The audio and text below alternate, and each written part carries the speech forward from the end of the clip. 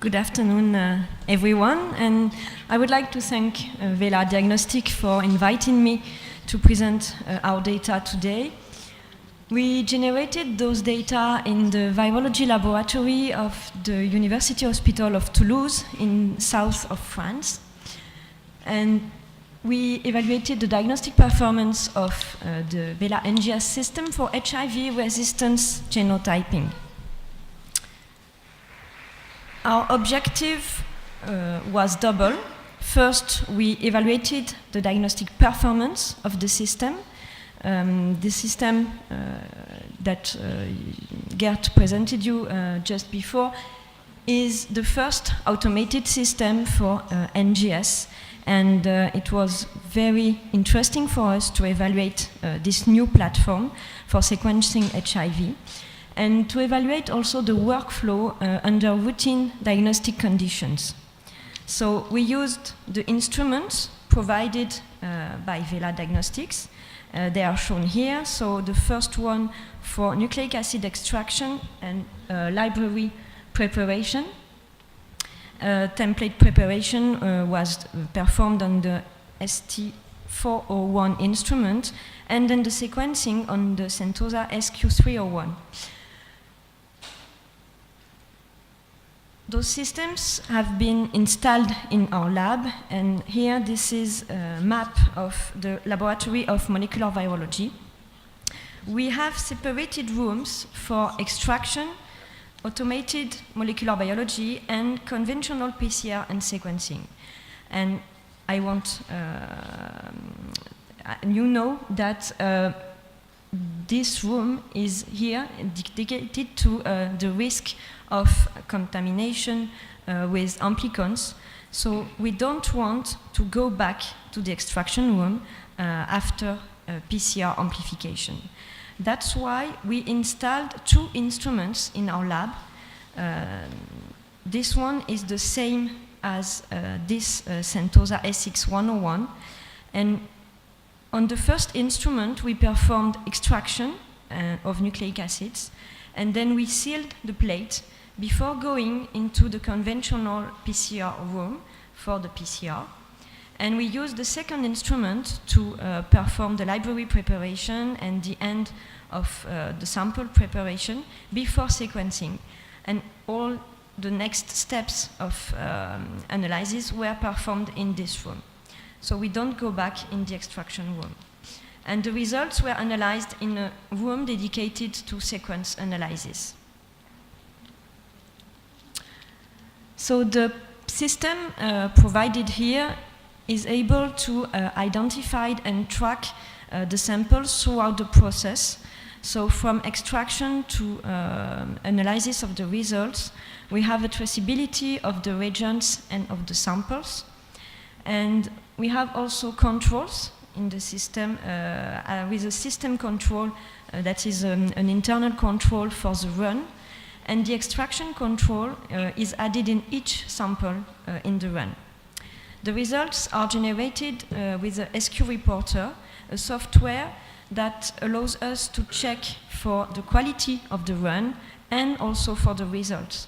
So the quality of the run is assured by the number of reads, and you have details about the number of reads that have been successfully mapped on the reference sequence and other informations about the reads of the run you generated. And you can also check for the thread quality score, the amplicon coverage distribution, and you will have a QC report that reports the results of the internal control put in the run. This software, SQ Reporter, provides also the pathology report, where you have the patient information for each sample and the results of the run with HIV-1 subtype. The subtype is determined in integrase gene and in protease here. Protease included, in fact, protease and reverse transcriptase contig.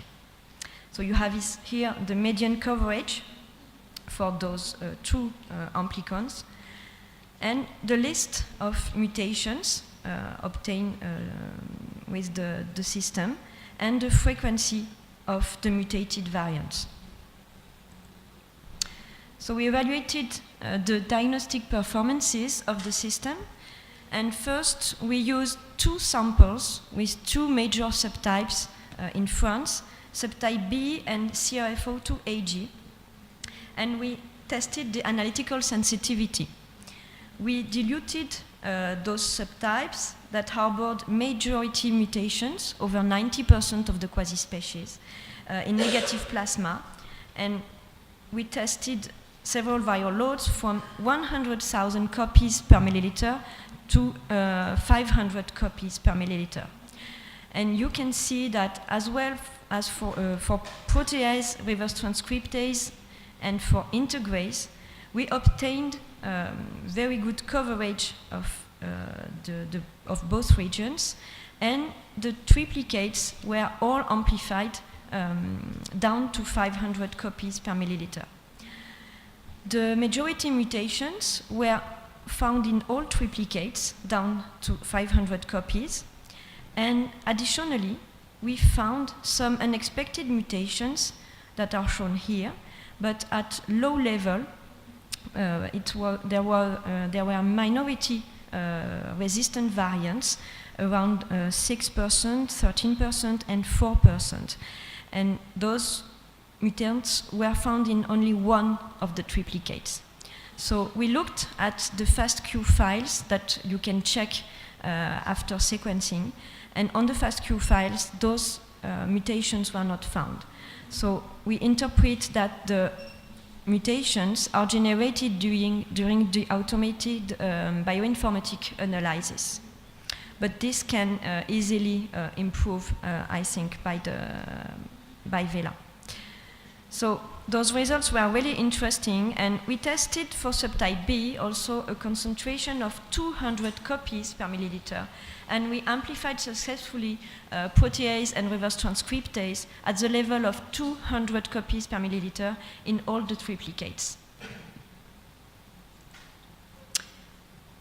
We also used NIH reference strains to analyze the performance of the VELA platform, and we compared those subtypes, the mutations list of obtained with Sanger and obtained with the Sentosa. We had here 3 subtypes B and major subtypes, non-B subtypes of HIV-1, and the results obtained with VELA were concordant, except for subtype C that was found CRF07, but it's a recombinant of subtype B and C. And the major mutations found by Sanger here were also found by VELA Sentosa, and we found some mutations, but at low level that we could not found using Sanger sequencing.